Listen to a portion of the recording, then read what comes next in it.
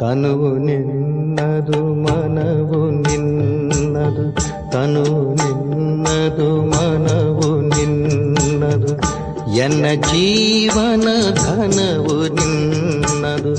ನಾನು ನಿನ್ನವನೆಂಬ ಹೆಮ್ಮೆಯ ಋಣವು ಮಾತ್ರವೇ ನನ್ನದು. ತನು ನಿನ್ನದು ಮನವು ನಿನ್ನದು.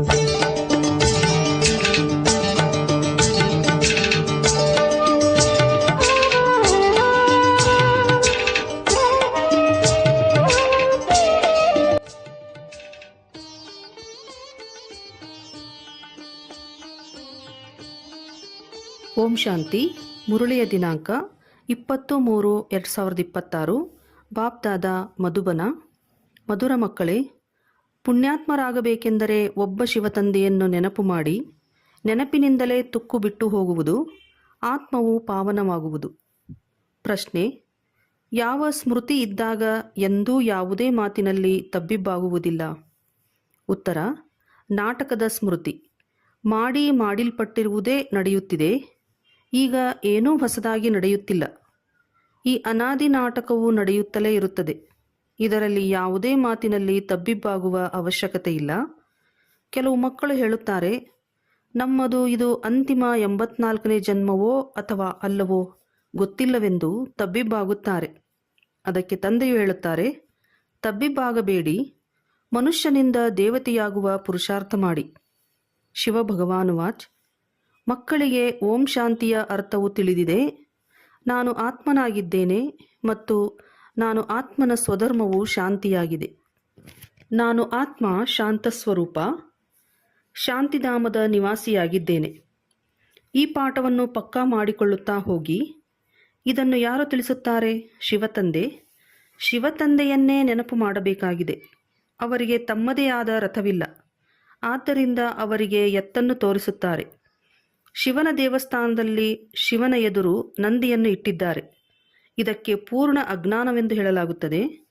ತಂದೆಯು ಮಕ್ಕಳಿಗೆ ಅಥವಾ ಆತ್ಮರಿಗೆ ತಿಳಿಸುತ್ತಾರೆ, ಇವರು ಆತ್ಮಗಳ ತಂದೆ ಶಿವನಾಗಿದ್ದಾರೆ. ಇವರಿಗೆ ಅನೇಕ ಹೆಸರುಗಳಿವೆ. ಆದರೆ ಅನೇಕ ಹೆಸರುಗಳ ಕಾರಣ ಮನುಷ್ಯರು ತಬ್ಬಿಬ್ಬಾಗಿದ್ದಾರೆ. ವಾಸ್ತವದಲ್ಲಿ ಅವರ ಸತ್ಯವಾದ ಹೆಸರು ಶಿವ ಎಂದಾಗಿದೆ. ಶಿವ ಜಯಂತಿಯನ್ನು ಭಾರತದಲ್ಲಿಯೇ ಆಚರಣೆ ಮಾಡಲಾಗುತ್ತದೆ. ಅವರು ನಿರಾಕಾರ ತಂದೆಯಾಗಿದ್ದಾರೆ. ಬಂದು ಪತಿತರನ್ನು ಪಾವನರನ್ನಾಗಿ ಮಾಡುತ್ತಾರೆ. ಕೆಲವರು ಭಗೀರಥ, ಕೆಲವರು ನಂದಿಗಣವೆಂದು ಹೇಳಿಬಿಟ್ಟಿದ್ದಾರೆ. ತಂದೆಯೇ ತಿಳಿಸುತ್ತಾರೆ, ನಾನು ಭಾಗ್ಯಶಾಲಿ ರಥದಲ್ಲಿ ಬರುತ್ತೇನೆ. ನಾನು ಬ್ರಹ್ಮಾರವರ ತನುವಿನಲ್ಲಿ ಪ್ರವೇಶ ಮಾಡುತ್ತೇನೆ. ಬ್ರಹ್ಮಾರವರ ಮೂಲಕ ಭಾರತವನ್ನು ಸ್ವರ್ಗವನ್ನಾಗಿ ಮಾಡುತ್ತೇನೆ. ನೀವೆಲ್ಲ ಭಾರತವಾಸಿಗಳು ತಿಳಿದುಕೊಂಡಿದ್ದೀರಿ, ಲಕ್ಷ್ಮೀನಾರಾಯಣರ ರಾಜ್ಯವಿತ್ತು. ನಾವು ಆದಿ ಸನಾತನ ದೇವಿ ದೇವತಾ ಧರ್ಮದವರು ಸ್ವರ್ಗವಾಸಿಗಳಾಗಿದ್ದೆವು. 5000 ವರ್ಷಗಳ ಮೊದಲು ಯಾವಾಗ ನಾನು ಬಂದಿದ್ದೇನೋ ಆಗ ಎಲ್ಲರನ್ನೂ ಸತೋಪ್ರಧಾನ ಸ್ವರ್ಗದ ಮಾಲೀಕರನ್ನಾಗಿ ಮಾಡಿದ್ದೆನು. ನಂತರ ಪುನರ್ಜನ್ಮವನ್ನು ಅವಶ್ಯವಾಗಿ ತೆಗೆದುಕೊಳ್ಳಬೇಕಾಯಿತು. ತಂದೆಯು ಎಷ್ಟು ನೇರವಾಗಿ ತಿಳಿಸುತ್ತಾರೆ. ಈಗ ಜಯಂತಿಯನ್ನು ಆಚರಿಸುತ್ತೀರಿ. ತಂದೆಯು ಅವತರಣೆಯಾಗಿ 90 ವರ್ಷಗಳಾಯಿತು. ಮತ್ತೆ ಜೊತೆಗೆ ಬ್ರಹ್ಮ, ವಿಷ್ಣು, ಶಂಕರನ ಅವತರಣೆಯೂ ಆಗಿದೆ. ತ್ರಿಮೂರ್ತಿ ಬ್ರಹ್ಮನ ಜಯಂತಿಯನ್ನು ಯಾರೂ ತೋರಿಸುವುದಿಲ್ಲ. ಇದು ಅವಶ್ಯವಾಗಿ ತೋರಿಸಬೇಕಾಗಿದೆ. ಏಕೆಂದರೆ ತಂದೆಯು ತಿಳಿಸುತ್ತಾರೆ, ನಾನು ಬ್ರಹ್ಮಾರವರ ಮೂಲಕ ಪುನಃ ಸ್ಥಾಪನೆ ಮಾಡುತ್ತೇನೆ, ಬ್ರಾಹ್ಮಣರನ್ನಾಗಿ ಮಾಡುತ್ತಾ ಹೋಗುತ್ತೇನೆ ಅಂದಾಗ ಬ್ರಹ್ಮ ಮತ್ತು ಬ್ರಾಹ್ಮಣ ವಂಶೀಯರದೂ ಜನ್ಮವಾಯಿತು. ನಂತರ ನೀವೇ ವಿಷ್ಣುಪುರಿಯ ಮಾಲೀಕರಾಗುತ್ತೀರಿ ಎಂಬುದನ್ನು ತೋರಿಸುತ್ತೇನೆ. ತಂದೆಯ ನೆನಪಿನಿಂದಲೇ ನಿಮ್ಮ ತುಕ್ಕು ಬಿಟ್ಟು ಹೋಗುವುದು. ಬಲೆ ಭಾರತದ ಪ್ರಾಚೀನ ಯೋಗವು ಪ್ರಸಿದ್ಧವಾಗಿದೆ. ಆದರೆ ಅದನ್ನು ಯಾರು ಕಲಿಸಿದ್ದರು ಎಂಬುದನ್ನು ಯಾರೂ ತಿಳಿದುಕೊಂಡಿಲ್ಲ.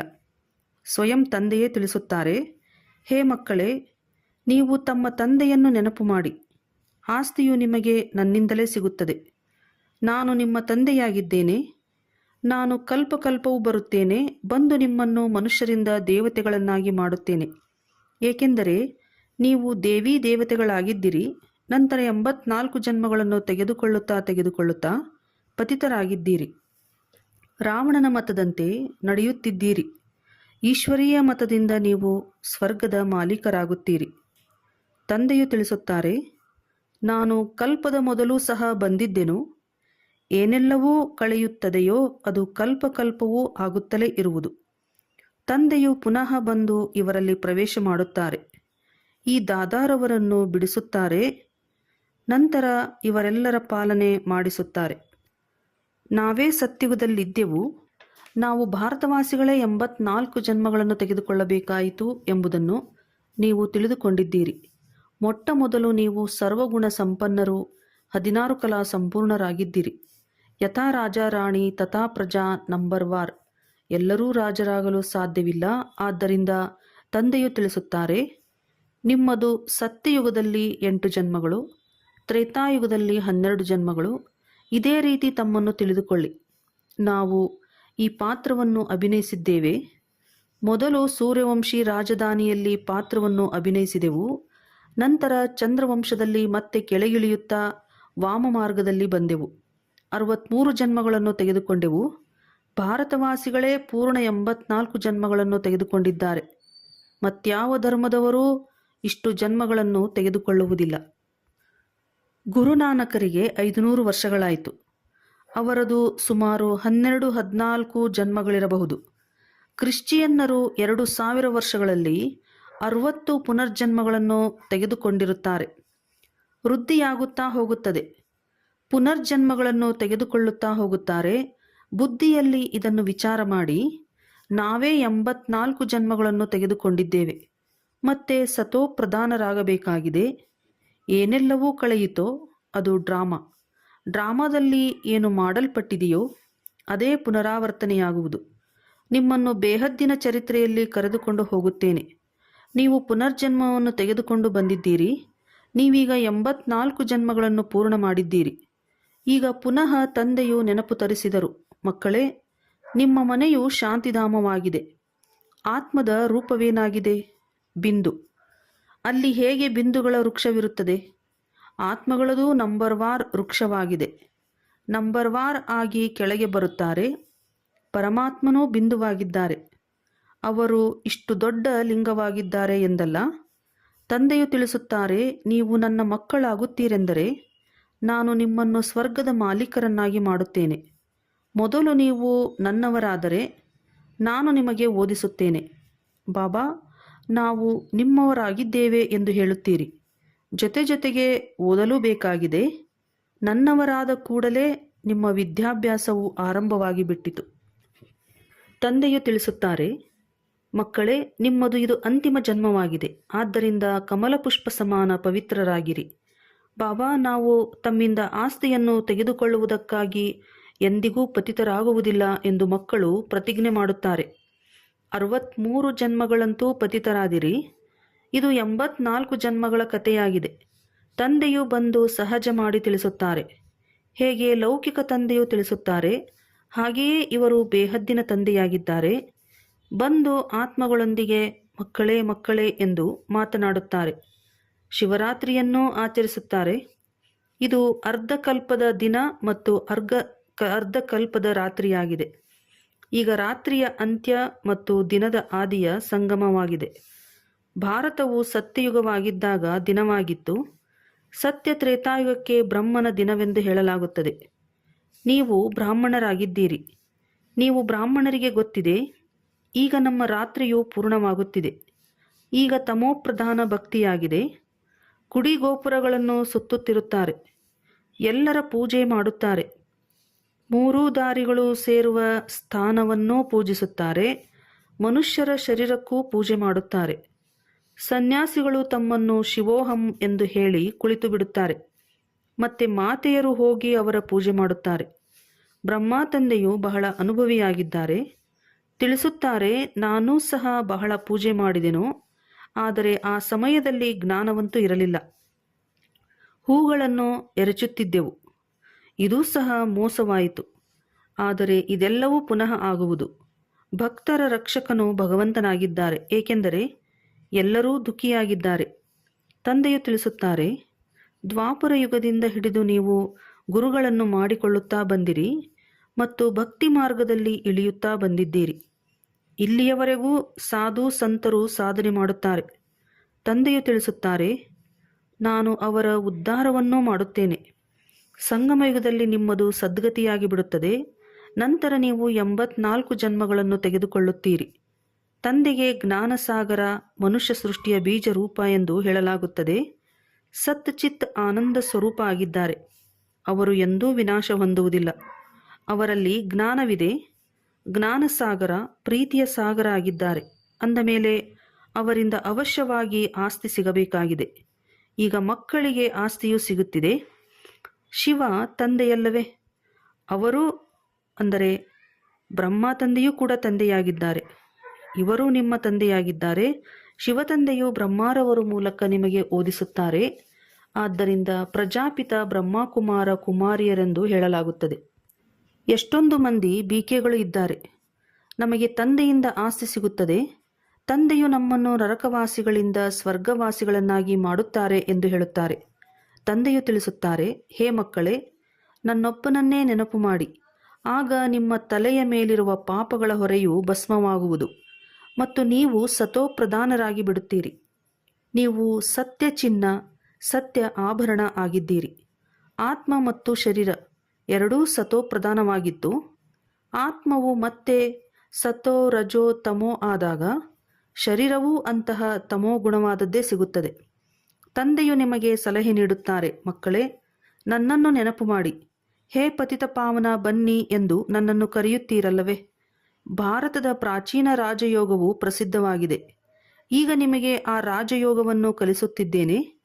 ನನ್ನೊಂದಿಗೆ ಬುದ್ಧಿಯೋಗವನ್ನು ಇಟ್ಟಿದ್ದೇ ಆದರೆ ಅದರಿಂದ ನಿಮ್ಮಲ್ಲಿರುವ ತುಕ್ಕು ಭಸ್ಮವಾಗುತ್ತದೆ, ಅಂದರೆ ಪಾಪವು ಹೊರಟು ಹೋಗುತ್ತದೆ. ಎಷ್ಟು ನೆನಪು ಮಾಡುತ್ತೀರೋ ಅಷ್ಟು ತುಕ್ಕು ಬಿಡುತ್ತಾ ಹೋಗುವುದು. ನೆನಪಿನದೇ ಮುಖ್ಯ ಮಾತಾಗಿದೆ. ಜ್ಞಾನವನ್ನು ತಂದೆಯು ಕೊಟ್ಟಿದ್ದಾರೆ. ಸತ್ಯುಗದಲ್ಲಿ ಯಥಾ ರಾಜ ರಾಣಿ ತಥಾ ಪ್ರಜಾ ಎಲ್ಲರೂ ಪವಿತ್ರರಾಗಿದ್ದರು. ಈಗ ಎಲ್ಲರೂ ಪತಿತರಾಗಿದ್ದಾರೆ. ತಂದೆಯು ತಿಳಿಸುತ್ತಾರೆ, ಇವರ ಬಹಳ ಜನ್ಮಗಳ ಅಂತಿಮ ಜನ್ಮದಲ್ಲಿ, ಅಂದರೆ ಬ್ರಹ್ಮಾರವರ ಶರೀರದಲ್ಲಿ ನಾನು ಪ್ರವೇಶ ಮಾಡುತ್ತೇನೆ. ಇವರಿಗೆ ಭಾಗ್ಯಶಾಲಿ ರಥ ಎಂದು ಹೇಳಲಾಗುತ್ತದೆ. ಇವರು ಓದಿ ನಂತರ ಮೊದಲ ನಂಬರಿನಲ್ಲಿ ಹೋಗುತ್ತಾರೆ, ನಂಬರ್ ವಾರ್ ಆಗುತ್ತಾರೆ. ಆದರೆ ಮುಖ್ಯವಾಗಿ ಒಬ್ಬರ ಹೆಸರಿರುತ್ತದೆ. ತಂದೆಯು ಮಕ್ಕಳಿಗೆ 84 ಜನ್ಮಗಳ ರಹಸ್ಯವನ್ನು ಚೆನ್ನಾಗಿ ತಿಳಿಸಿದ್ದಾರೆ. ನೀವು ಆದಿ ಸನಾತನ ದೇವಿ ದೇವತಾ ಧರ್ಮದವರಾಗಿದ್ದೀರಿ, ಹಿಂದೂ ಧರ್ಮದವರಲ್ಲ. ನೀವು ಧರ್ಮಶ್ರೇಷ್ಠ ಕರ್ಮಶ್ರೇಷ್ಠರಾಗಿದ್ದೀರಿ.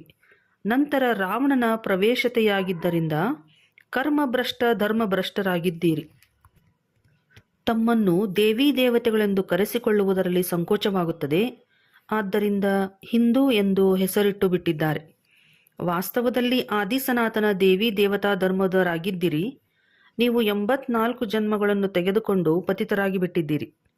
ಭಾರತವಾಸಿಗಳಿಗಾಗಿಯೇ 84 ಜನ್ಮಗಳ ಚಕ್ರವಿದೆ. ಎಲ್ಲರೂ ಹಿಂತಿರುಗಿ ಹೋಗಲೇಬೇಕಾಗಿದೆ. ಮೊದಲು ನೀವು ಹೋಗುತ್ತೀರಿ. ಶಿವತಂದೆಗೆ ಪ್ರಿಯತಮ ಅಂತನೂ ಹೇಳುತ್ತಾರೆ. ಈ ಸಮಯದಲ್ಲಿ ನೀವು ಪ್ರಿಯತಮೆಯರು ಚೀಚಿ ತಮೋ ಪ್ರಧಾನರಾಗಿದ್ದೀರಿ. ನಿಮ್ಮನ್ನು ಪವಿತ್ರರನ್ನಾಗಿ ಮಾಡಿ ಕರೆದುಕೊಂಡು ಹೋಗುತ್ತಾರೆ. ಆತ್ಮರನ್ನು ಪಾವನ ಮಾಡಿ ಕರೆದುಕೊಂಡು ಹೋಗುತ್ತಾರೆ. ಇವರಿಗೆ ಮುಕ್ತಿದಾತ ಮಾರ್ಗದರ್ಶಕ ಎಂದು ಹೇಳಲಾಗುತ್ತದೆ. ಬೇಹದ್ದಿನ ತಂದೆಯು ಕರೆದುಕೊಂಡು ಹೋಗುತ್ತಾರೆ. ಅವರ ಹೆಸರೇನು? ಶಿವತಂದೆ. ಹೆಸರು ಶರೀರಕ್ಕೆ ಬರುತ್ತದೆ, ಆದರೆ ಪರಮಾತ್ಮನೆಂದೇ ಹೆಸರಿದೆ. ಬ್ರಹ್ಮ ವಿಷ್ಣು ಶಂಕರನಿಗಾದರೂ ಸೂಕ್ಷ್ಮ ಶರೀರವಿದೆ. ಶಿವತಂದೆಗೆ ಯಾವುದೇ ಶರೀರವಿಲ್ಲ. ಅವರಿಗೆ ಶಿವ ತಂದೆಯಂತಲೇ ಹೇಳಲಾಗುತ್ತದೆ. ಓ ಮಾತಾ ಪಿತಾ, ನಾವು ನಿಮ್ಮ ಬಾಲಕರಾಗಿದ್ದೇವೆ ಎಂದು ಮಕ್ಕಳು ಹೇಳುತ್ತೀರಿ. ಅನ್ಯರಂತೂ ಕೇವಲ ಕೂಗುತ್ತಿರುತ್ತಾರೆ, ಏಕೆಂದರೆ ಅವರಿಗೆ ತಿಳಿದೇ ಇಲ್ಲ. ಒಂದು ವೇಳೆ ಇದು ಎಲ್ಲರಿಗೆ ಅರ್ಥವಾಗಿ ಬಿಟ್ಟರೆ ಏನಾಗುವುದೋ ಗೊತ್ತಿಲ್ಲ. ಈಗ ದೈವಿ ವೃಕ್ಷದ ನಾಟಿಯಾಗುತ್ತದೆ. ವಜ್ರ ಸಮಾನರಿಂದ ಕವಡೆಯಂತೆ ಆಗುವುದರಲ್ಲಿ 84 ಜನ್ಮಗಳು ಹಿಡಿಸುತ್ತವೆ. ಮತ್ತೆ ಹೊಸದಾಗಿ ಆರಂಭವಾಗುವುದು. ವಿಶ್ವದ ಚರಿತ್ರೆ ಭೂಗೋಳವು ಪುನರಾವರ್ತನೆಯಾಗುವುದು. ತಂದೆಯು ತಿಳಿಸುತ್ತಾರೆ, ನೀವು ಪೂರ್ಣ 84 ಜನ್ಮಗಳನ್ನು ತೆಗೆದುಕೊಂಡಿದ್ದೀರಿ. 84 ಲಕ್ಷ ಜನ್ಮಗಳಿರಲು ಸಾಧ್ಯವಿಲ್ಲ. ಇದು ದೊಡ್ಡ ತಪ್ಪಾಗಿದೆ. 84 ಲಕ್ಷ ಜನ್ಮಗಳೆಂದು ತಿಳಿದುಕೊಂಡಿರುವ ಕಾರಣ ಕಲ್ಪದ ಆಯಸ್ಸು ಲಕ್ಷಾಂತರ ವರ್ಷಗಳೆಂದು ಹೇಳಿಬಿಟ್ಟಿದ್ದಾರೆ. ಇದು ಪೂರ್ಣ ಸುಳ್ಳಾಗಿದೆ. ಭಾರತವು ಈಗ ಅಸತ್ಯಖಂಡವಾಗಿದೆ. ನೀವು ಸತ್ಯಖಂಡದಲ್ಲಿ ಸದಾ ಸುಖಿಯಾಗಿದ್ದೀರಿ. ಈ ಸಮಯದಲ್ಲಿ ನೀವು 21 ಜನ್ಮಗಳ ಆಸ್ತಿಯನ್ನು ಪಡೆದುಕೊಳ್ಳುತ್ತೀರಿ. ಎಲ್ಲವೂ ನಿಮ್ಮ ಪುರುಷಾರ್ಥದ ಮೇಲೆ ಅವಲಂಬಿಸಿದೆ. ರಾಜಧಾನಿಯಲ್ಲಿ ಯಾವ ಪದವಿಯನ್ನು ಬೇಕಾದರೂ ಪಡೆದುಕೊಳ್ಳಿ. ಅದರಲ್ಲಿ ಜಾದು ಮುಂತಾದುರ ಮಾತಿಲ್ಲ. ಮನುಷ್ಯರಿಂದ ದೇವತೆಗಳು ಅವಶ್ಯವಾಗಿ ಆಗುತ್ತೀರಿ. ಇದಂತೂ ಒಳ್ಳೆಯ ಜಾದು ಅಲ್ಲವೇ? ನಾವು ತಂದೆಯ ಮಕ್ಕಳಾಗಿದ್ದೇವೆ. ಕಲ್ಪಕಲ್ಪವೂ ತಂದೆಯು ನಮ್ಮನ್ನು ಸ್ವರ್ಗದ ಮಾಲೀಕರನ್ನಾಗಿ ಮಾಡುತ್ತಾರೆ ಎಂಬುದನ್ನು ನೀವು ಸೆಕೆಂಡಿನಲ್ಲಿ ತಿಳಿದುಕೊಳ್ಳುತ್ತೀರಿ. ಅರ್ಧ ಕಲ್ಪ ಅಲೆದಾಡುತ್ತಾ ಬಂದಿದ್ದೀರಿ, ಆದರೆ ಯಾರೂ ಸ್ವರ್ಗವಾಸಿಗಳಂತೂ ಆಗಲಿಲ್ಲ. ತಂದೆಯು ಬಂದು ನೀವು ಮಕ್ಕಳನ್ನು ಯೋಗ್ಯರನ್ನಾಗಿ ಮಾಡುತ್ತಾರೆ. ಅವಶ್ಯವಾಗಿ ಅಲ್ಲಿ ಮಹಾಭಾರತ ಯುದ್ಧವು ನಡೆದಿತ್ತು ಮತ್ತು ರಾಜಯೋಗವನ್ನು ಕಲಿಸಿದ್ದರು. ಶಿವತಂದೆಯು ತಿಳಿಸುತ್ತಾರೆ, ನಾನೇ ಬಂದು ನಿಮಗೆ ಕಲಿಸಿಕೊಡುತ್ತೇನೆ, ಕ್ರಿಸ್ತನಲ್ಲ. ಈಗ ನಿಮ್ಮದು ಬಹಳ ಜನ್ಮಗಳ ಅಂತಿಮ ಜನ್ಮವಾಗಿದೆ. ಇದರಲ್ಲಿ ನೀವು ತಬ್ಬಿಬ್ಬಾಗಬೇಡಿ. ನೀವು ಭಾರತವಾಸಿಗಳಾಗಿದ್ದೀರಿ. ನಿಮ್ಮ ಧರ್ಮವು ಬಹಳ ಸುಖ ಕೊಡುವಂಥದ್ದಾಗಿದೆ. ಅನ್ಯ ಧರ್ಮದವರಂತೂ ವೈಕುಂಠದಲ್ಲಿ ಬರಲು ಸಾಧ್ಯವಿಲ್ಲ. ಈ ನಾಟಕವು ಅನಾದಿಯಾಗಿ ನಡೆಯುತ್ತಿರುತ್ತದೆ. ಯಾವಾಗ ಆಯಿತು ಎಂದು ಹೇಳುವಂತಿಲ್ಲ. ಇದಕ್ಕೆ ಅಂತ್ಯವಿಲ್ಲ. ವಿಶ್ವದ ಚರಿತ್ರೆ ಭೂಗೋಳವು ಪುನರಾವರ್ತನೆಯಾಗುತ್ತಾ ಇರುತ್ತದೆ. ಇದು ಸಂಗಮಯುಗ, ಚಿಕ್ಕ ಯುಗವಾಗಿದೆ. ಬ್ರಾಹ್ಮಣರದು ಶಿಖೆಯಾಗಿದೆ. ತಂದೆಯು ಬ್ರಾಹ್ಮಣರನ್ನು ದೇವತೆಗಳನ್ನಾಗಿ ಮಾಡುತ್ತಿದ್ದಾರೆ ಅಂದ ಮೇಲೆ ಬ್ರಹ್ಮನ ಮಕ್ಕಳು ಅವಶ್ಯವಾಗಿ ಆಗಬೇಕಾಗಿದೆ. ನಿಮಗೆ ತಾತನಿಂದ ಆಸ್ತಿಯು ಸಿಗುತ್ತದೆ.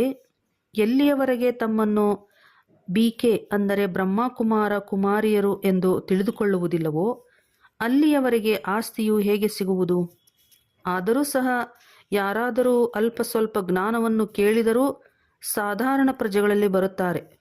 ಬರುವುದಂತೂ ಖಂಡಿತವಾಗಿದೆ. ಶಿವತಂದೆಯು ಬ್ರಹ್ಮಾರವರ ಮೂಲಕ ಬ್ರಾಹ್ಮಣ, ದೇವತಾ, ಕ್ಷತ್ರಿಯ ಧರ್ಮದ ಸ್ಥಾಪನೆ ಮಾಡುತ್ತಾರೆ. ಗೀತೆಯನ್ನು ಬಿಟ್ಟರೆ ಮತ್ಯಾವುದೇ ಶಾಸ್ತ್ರವಿಲ್ಲ. ಗೀತೆಯು ಸರ್ವೋತ್ತಮ ದೈವೀ ಧರ್ಮದ ಶಾಸ್ತ್ರವಾಗಿದೆ. ಇದರಿಂದ 3 ಧರ್ಮಗಳು ಸ್ಥಾಪನೆಯಾಗುತ್ತವೆ. ಬ್ರಾಹ್ಮಣರೂ ಇಲ್ಲಿಯೇ ಆಗಬೇಕಾಗಿದೆ. ದೇವತೆಗಳೂ ಇಲ್ಲಿಯೇ ಆಗುತ್ತೀರಿ. ಒಳ್ಳೆಯದು. ಮಧುರಾತಿ ಮಧುರ ಅಗಲಿ ಮರಳಿ ಸಿಕ್ಕಿರುವ ಮಕ್ಕಳ ಪ್ರತಿ ಮಾತಾಪಿತಾ ಬಾಪ್ದಾದರವರ ನೆನಪು, ಪ್ರೀತಿ ಹಾಗೂ ಸುಪ್ರಭಾತ. ಆತ್ಮಿಕ ಮಕ್ಕಳಿಗೆ ಆತ್ಮಿಕ ತಂದೆಯ ನಮಸ್ತೆ. ಆತ್ಮಿಕ ಮಕ್ಕಳಿಂದ ಆತ್ಮಿಕ ತಂದೆಗೆ ನಮಸ್ತೆ ನಮಸ್ತೆ ನಮಸ್ತೆ. ಧಾರಣೆಗಾಗಿ ಮುಖ್ಯ ಸಾರ: ಪ್ರತಿಯೊಬ್ಬರ ನಿಶ್ಚಿತ ಪಾತ್ರವನ್ನು ಅರಿತು ಸದಾ ನಿಶ್ಚಿಂತವಾಗಿರಬೇಕಾಗಿದೆ. ಮಾಡಲ್ಪಟ್ಟಿರುವುದೇ ಆಗುತ್ತಿದೆ. ನಾಟಕದ ಮೇಲೆ ಅಡೋಲರಾಗಿರಬೇಕಾಗಿದೆ. ಈ ಚಿಕ್ಕದಾದ ಸಂಗಮಯುಗದಲ್ಲಿ ತಂದೆಯಿಂದ ಪೂರ್ಣ ಆಸ್ತಿಯನ್ನು ತೆಗೆದುಕೊಳ್ಳಬೇಕಾಗಿದೆ. ನೆನಪಿನ ಬಲದಿಂದ ತುಕ್ಕನ್ನು ತೆಗೆದು ಸ್ವಯಂವನ್ನು ಕವಡೆಯಿಂದ ವಜ್ರ ಸಮಾನ ಮಾಡಿಕೊಳ್ಳಬೇಕಾಗಿದೆ. ಮಧುರ ವೃಕ್ಷದಲ್ಲಿ ಹೋಗುವುದಕ್ಕಾಗಿ ಯೋಗ್ಯರಾಗಬೇಕಾಗಿದೆ.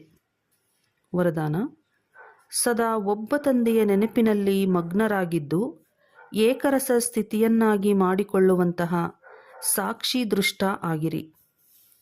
ಯಾವುದೇ ಸಂಕಲ್ಪ ಸ್ವಪ್ನದಲ್ಲಿಯೂ ಇರುವುದಿಲ್ಲವೋ ಅಂತಹ ಪರೀಕ್ಷೆಯು ಈಗ ಬರುವುದಿದೆ. ಆದರೆ ತಮ್ಮಲ್ಲಿ ಇಂತಹ ಅಭ್ಯಾಸವಿರಬೇಕು. ಹೇಗೆಂದರೆ, ಅಲ್ಪಕಾಲದ ನಾಟಕವನ್ನು ಸಾಕ್ಷಿಯಾಗಿದ್ದು ನೋಡಲಾಗುತ್ತದೆ. ಅದರಲ್ಲಿ ಬಲೆ ನೋವಿರುವುದೇ ಇರಬಹುದು ಅಥವಾ ತಮಾಷೆಯೇ ಇರಬಹುದು. ಅದರಲ್ಲಿ ಅಂತರವಾಗುವುದಿಲ್ಲ. ಅದೇ ರೀತಿ ಬಲೆ ಯಾವುದೇ ರಮಣೀಕವಾದ ಪಾತ್ರವಿರಲಿ, ಸ್ನೇಹಿ ಆತ್ಮನ ಗಂಭೀರ ಪಾತ್ರವೇ ಇರಲಿ, ಪ್ರತಿಯೊಂದು ಪಾತ್ರವನ್ನು ಸಾಕ್ಷಿ ದೃಷ್ಟನಾಗಿದ್ದು ನೋಡಿರಿ. ಏಕರಸ ಸ್ಥಿತಿ ಇರಲಿ. ಆದರೆ ಇಂತಹ ಸ್ಥಿತಿಯಾಗಬೇಕೆಂದರೆ ಸದಾ ಒಬ್ಬ ಶಿವತಂದೆಯ ನೆನಪಿನಲ್ಲಿ ಮಗ್ನರಾಗಿರಬೇಕು. ಸ್ಲೋಗನ್: ದೃಢ ನಿಶ್ಚಯದಿಂದ ತಮ್ಮ ಭಾಗ್ಯವನ್ನು ನಿಶ್ಚಿತಗೊಳಿಸುತ್ತೀರೆಂದರೆ ಸದಾ ನಿಶ್ಚಿಂತವಾಗಿ ಇರುತ್ತೀರಿ. ಅವ್ಯಕ್ತ ಸೂಚನೆ: ನಿಶ್ಚಯದ ತಳಪಾಯವನ್ನು ಬಲಗೊಳಿಸಿ ಸದಾ ನಿರ್ಭಯ ಮತ್ತು ನಿಶ್ಚಿಂತರಾಗಿರಿ. ಕರ್ಮ ಮಾಡುವುದಕ್ಕೆ ಮೊದಲು ನಿಶ್ಚಯವಿಟ್ಟುಕೊಳ್ಳಿ, ನಮ್ಮ ವಿಜಯ ಆಗೇ ಇದೆ. ಅನೇಕ ಕಲ್ಪ ವಿಜಯಿಯಾಗಿದ್ದೇವೆ. ಯಾವಾಗ ಅನೇಕ ಕಲ್ಪ ಅನೇಕ ಬಾರಿ ವಿಜಯಿಯಾಗಿ ವಿಜಯಮಾಲೆಯಲ್ಲಿ ಪೋಣಿಸಲ್ಪಡುವಂತಹ ಪೂಜೆಯಾಗುವಂತಹವರಾಗಿದ್ದೀರೆಂದಾಗ ಈಗ ಅದನ್ನೇ ಪುನರಾವರ್ತಿಸಬೇಕು. ಮಾಡಲ್ಪಟ್ಟಿರುವಂತಹ ಕರ್ಮ ಮತ್ತೊಮ್ಮೆ ಪುನರಾವರ್ತಿಸಬೇಕು.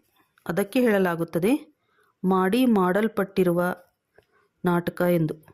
ಮಾಡಲಾಗಿದೆ, ಆದರೆ ಈಗ ಪುನರಾವರ್ತಿಸಿ ಮಾಡಲ್ಪಟ್ಟಿರುವ ಎಂದು ಹೇಳಲಾಗುತ್ತದೆಯೇ, ಅದನ್ನು ಈಗ ಪೂರ್ಣ ಮಾಡಬೇಕು. ಒಳ್ಳೆಯದು. ಓಂ ಶಾಂತಿ.